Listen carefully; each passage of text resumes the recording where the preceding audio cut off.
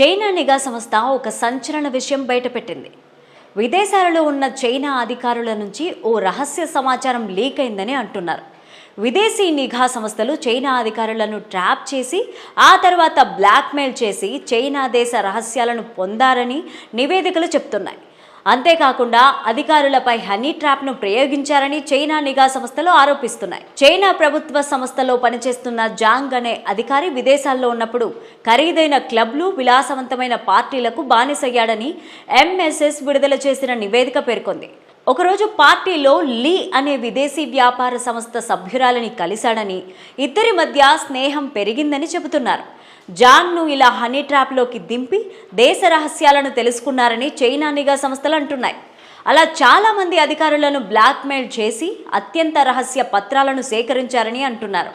జాంగ్ను వ్యభిచార క్లబ్కు తీసుకెళ్లి అక్కడ రెడ్ హ్యాండెడ్గా పట్టుకుని బ్లాక్మెయిల్ చేసి రహస్యాలు తెలుసుకున్నారని నిఘా సంస్థలు చెప్తున్నాయి. గూఢాచారి సంస్థకు చెందిన వ్యక్తి జాంగ్ను కలిసి తనను తాను ఇంటెలిజెన్స్ అధికారిగా పరిచయం చేసుకుని అతనిపైన కేసులు నమోదు చేస్తామని బెదిరించడం ద్వారా రహస్య సమాచారాన్ని తెలుసుకున్నారని అంటున్నారు. విదేశాల నుంచి తిరిగి వచ్చిన తరువాత కూడా గూఢాచార్యం కొనసాగించాలని జాంగ్ పైన ఎంతో ఒత్తిడి చేశారు. అంతేకాకుండా ఓ రహస్య ఒప్పందం పైన సంతకాలు కూడా చేయించుకున్నారని, చైనాకు తిరిగి వచ్చిన తర్వాత కూడా రహస్య సమాచారాన్ని లీక్ చేస్తూనే ఉంటానని జాంగ్ వాళ్లకు హామీ ఇచ్చాడని నిఘా సంస్థలు చైనా అధ్యక్షుడికి తెలిపారు. జాంగ్ రహస్య కార్యకలాపాలను ఎంఎస్ఎస్ కనిపెట్టి చైనాకు తిరిగి వచ్చిన తరువాత అతన్ని అరెస్ట్ చేశారు.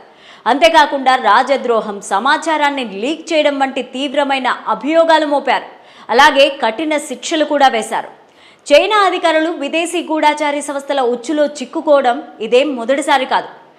ఎంఎస్ఎస్ ప్రకారం విదేశాల్లో ఉన్న చైనా దౌత్యవేత్తలు, అధికారులు, ప్రభుత్వ ఉద్యోగులను వ్యభిచారం ద్వారా బ్లాక్మెయిల్ చేశారు. ఈ సంఘటన తరువాత చైనా ప్రభుత్వం తమ అధికారులకు విదేశాలలో జాగ్రత్తగా ఉండాలని, అపరిచితుల నుంచి దూరం పాటించాలని కఠినమైన సూచనలిస్తోంది.